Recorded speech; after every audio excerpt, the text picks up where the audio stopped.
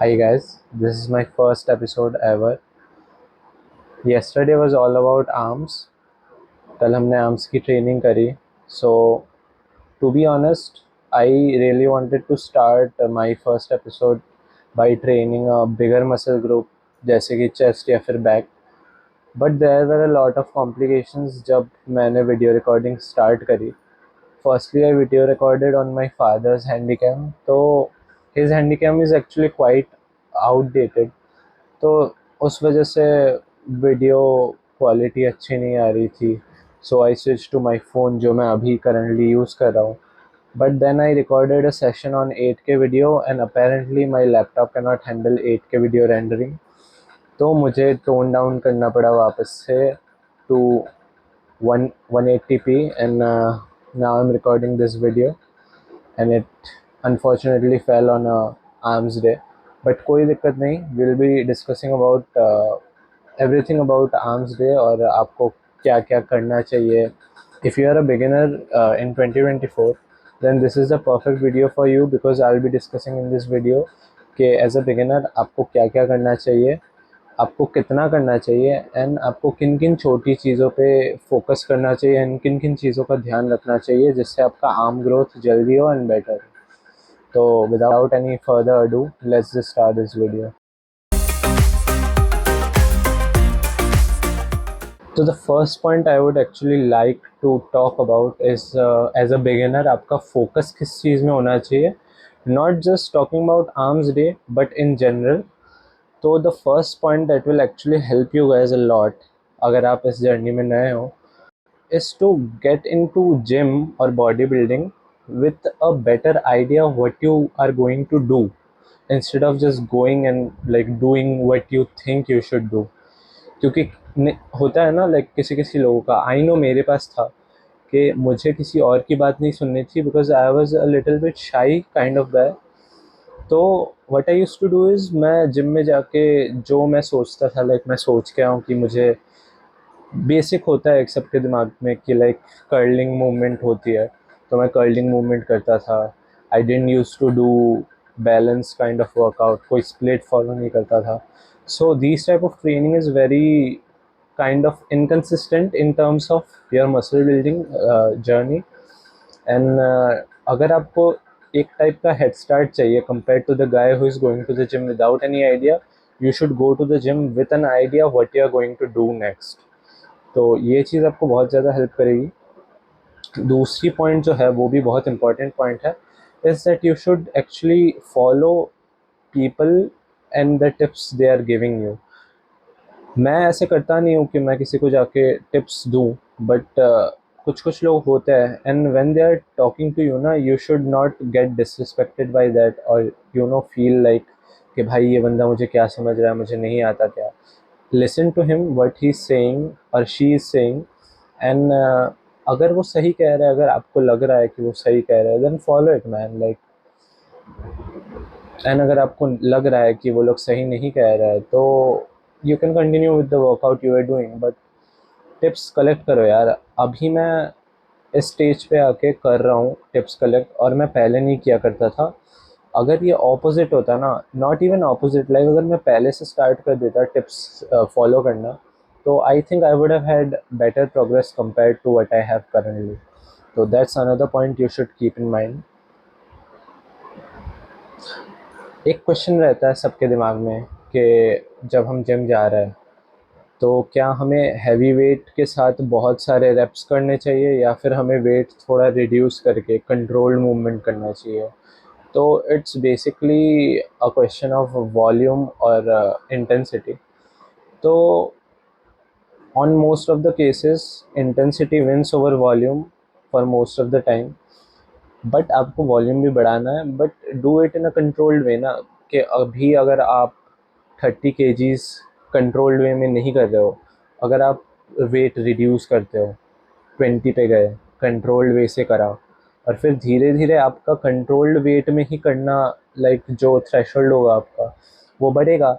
And when you will be able to curl 30 kgs controlled, तब आपको पता चलेगा कि आपकी स्ट्रेंथ एक्चुअली इंक्रीज हुई है एंड आपकी मसल भी बिल्ड हो रही होगी because you are reaching hypertrophy. तो that's an important point.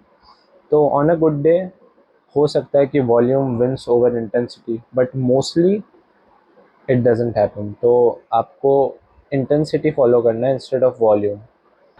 Another point which is very important कि आपको माइंडसेट आपका थोड़ा सा स्ट्रॉन्ग करना होगा। अगर आप मोटिवेटेड नहीं हो ना स्टार्टिंग में, क्योंकि कोई भी बंदा स्टार्टिंग से डिसिप्लिन नहीं होता, तो थोड़ा सा मोटिवेशन चाहिए होता है।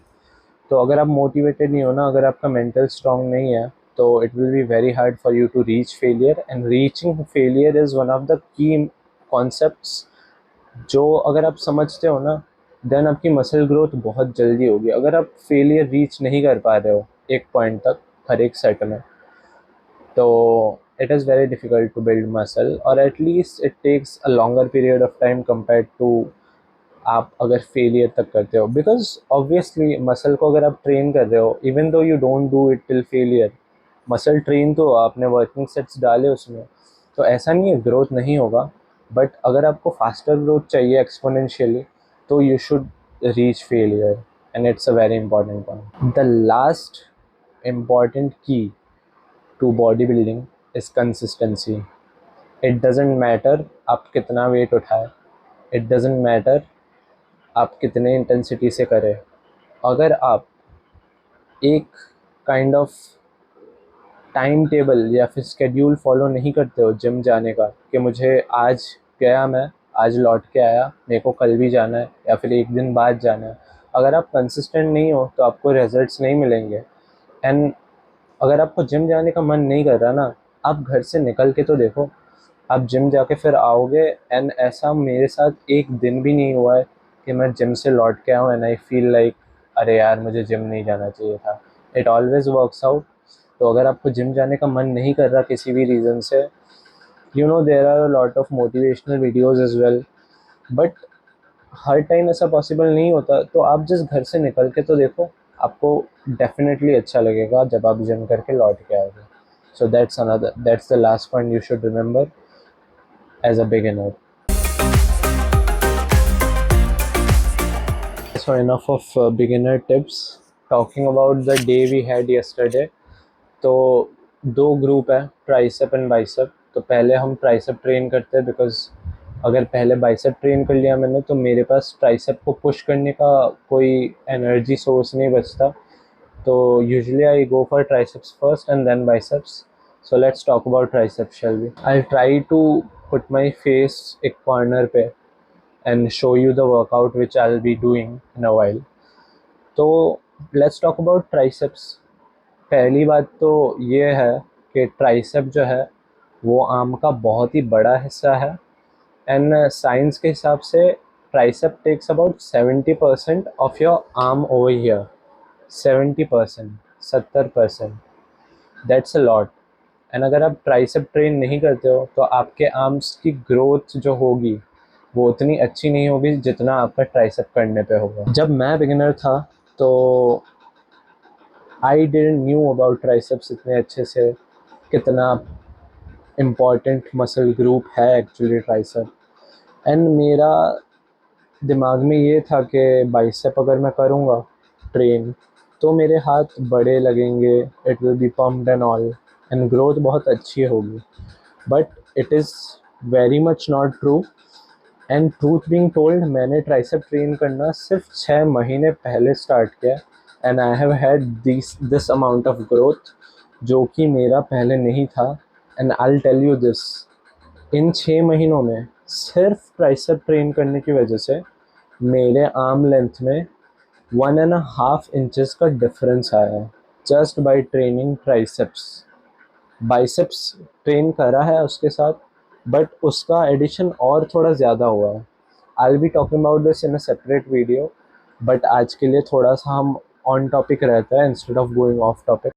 तो पहली चीज़ जिस बारे में मैं बात करना चाहूँगा इस जो कॉन्सेप्ट मैंने बताया आपको कि पहले मैं क्या सोचा करता था कि बाइसेप ट्रेन करने से आर्म्स बड़े हो जाएंगे and all of that, muscle growth होगी। तो it's not completely false. Obviously आप बाइसेप ट्रेन करते हो तभी जाके आपका बाइसेप पंप आता है and all of that. But जब आपका आर्म्स मोस्टली स्ट्रेट रहता है, राइट, क्योंकि अभी आपको अगर बाइसेप फ्लेक्स करना है तो you will be doing like this, but mostly आपके आर्म्स ऐसे सीधे रहेंगे थ्रू आउट द डे। तो when you keep your arm straight right, आपके ट्राइसेप्स कॉन्ट्रैक्टेड रहता है मोस्ट ऑफ द टाइम। तो जब अब ट्राइसेप्स कॉन्ट्रैक्टेड है आपके, तभी आपके ट्राइसेप्स फ्लेक्स हो रहे हैं एक्चुअली। तो अगर आपको वो बिगर लुक चाहिए from your side profile for your arms, then tricep training is very important, because इस पोजीशन में आपके ट्राइसेप्स कंट्रैक्टेड रहते हैं, and when your muscle is contracted तभी आपको पंप दिखता है, एंड आपको पंप तभी दिखेगा हाथ में जब आप नॉर्मली खड़े हो, is when you train your triceps. So it's very important to train your triceps on arms days. Do not skip tricep training. हाँ, तो कल का जो वर्कआउट हमने करा था, तो यूजुअली मैं दो मूवमेंट्स पे फोकस करता हूँ when it comes to triceps. पहला मूवमेंट जो होता है वो होता है वर्टिकल ट्राइसेप एक्सटेंशन, जिसमें मेरा लॉन्ग हेड ट्रेन होता है, which is like the biggest head of your tricep muscle group. तो for that training purpose I go for a vertical tricep extension. जहाँ तक बात रही लेटरल हेड्स की, वो थोड़े से छोटे हैं compare to long heads, but उसके लिए I do a horizontal round, जैसा कि आप देख सकते हो। इस मूवमेंट में मैं मेरे ट्राइसेप्स ट्रेन कर रहा हूँ फॉर माई लॉन्ग हेड, जहाँ पे मैं ऊपर से नीचे पुश करता हूँ, स्क्वीज़ करता हूँ, and then let it go धीरे धीरे for my eccentric movement. Similarly, for my lateral heads, I train for a horizontal movement, जहाँ पे मैं पीछे से आगे की तरफ खींचता हूँ केबल को एंड स्क्वीज़ करता हूँ, एंड देन धीरे धीरे एक्सेंट्रिक मूवमेंट से पीछे लाता हूँ वेट को। तो these two movements are normally enough to train your triceps on whatever day you are training it. But because हमारे पास टाइम कंस्ट्रेंट था, क्योंकि हम थोड़ा सा लेट गए थे जिम में फॉर शूटिंग पर्पस, तो मैंने केबल बार मैंने केबल बार पुश डाउन के भी 2 सेट लगा लिए थे, क्योंकि उसमें दोनों आर्म्स एक साथ ट्रेन हो रहे होते हैं, मोस्टली फॉर लॉन्ग हेड्स। तो ये वेरिएशन हमने इंट्रोड्यूस किया था, but I do not follow this variation जब मेरा फिल्म करने का रूटीन नहीं होता। So this is how it looks like जब मैं केबल बार पुश डाउन कर रहा हूँ ट्राइसेप के लिए। एंड यस, नीचे जाता हूँ मैं, होल्ड करता हूँ, स्क्वीज़ करता हूँ मैं अपने ट्राइसेप्स को, एंड देन धीरे धीरे एक्सेंट्रिक मूवमेंट से अपने वेट को लूज़ करता हूँ। So that's how it should be. Yes, volume होना इज़ वेरी इंपॉर्टेंट, जैसे कि मैंने बात करी थी पहले, बट इट इज़ नॉट इतना इम्पॉर्टेंट कि आप 1000 वेरिएशन करो ट्राइसेप्स के लिए, कि आपका मीडियल हेड ट्रेन हो एक बार में, एक बार में लेटरल हो, एक बार में लॉन्ग हो। ऐसा आपको अलग अलग से फोकस करने की ज़रूरत नहीं है। आप 2 से 3 की मूवमेंट्स खुद से निकाल सकते हो, मैटर ऑफ फैक्ट, एंड आप उसी के 2 से 3 वर्किंग सेट्स हर एक मूवमेंट के लिए आप करो। When you reach till failure on each set, it is more than enough for a beginner. Okay, let's just talk about biceps, right? So, truth being told, biceps is one of those muscles जो कि बहुत ही like not a satisfactory outcome रहा है मेरे लिए throughout the time period I have been training my biceps, क्योंकि लोग start biceps से ही करते हैं बेसिकली, एंड मैंने भी स्टार्ट बाइसेप्स से ही करा था। तो मैंने जो टाइम एक्चुअली दिया है मेरे बाइसेप्स को ग्रो होने के लिए through out the years, and जो ग्रोथ एक्चुअली में हुई है, कहीं ना कहीं मुझे ऐसा लगता है कि इट हैज़ बिन मतलब इससे बेटर हो सकता था। तो yes, it can be a mental thing as well. ऐसा नहीं है कि मेरा ग्रोथ हुआ ही नहीं है बाइसेप्स की वजह से, डेफिनेटली ग्रोथ हुआ है। थोड़ा सा मेंटल एस्पेक्ट है इसमें, क्योंकि मैं इतने टाइम से ट्रेन कर रहा हूँ।